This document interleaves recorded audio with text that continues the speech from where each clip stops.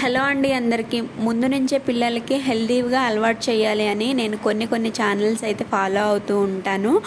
పెద్దవాళ్ళ ఛానల్సే ఫాలో అవుతాను. అయితే ఎక్స్పీరియన్స్ బాగా ఉన్న వాళ్ళ ఛానల్సే ఎక్కువ ఫాలో అవుతానన్నమాట.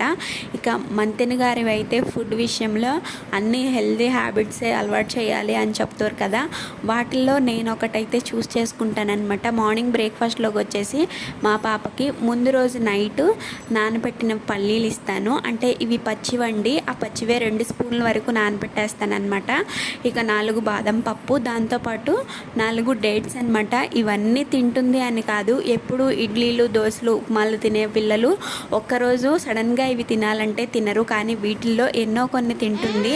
ఇక అవి వచ్చేసి డేలో ఇవి మొత్తం ఫినిష్ చేసేలాగా నేనే దగ్గరుండి పెడతాను. అది కానీ తినలేదనుకోండి, ఇక ఆల్టర్నేట్గా టిఫిన్ కూడా ఉంటుంది. వీడియోని లైక్ చేయండి. బాయ్.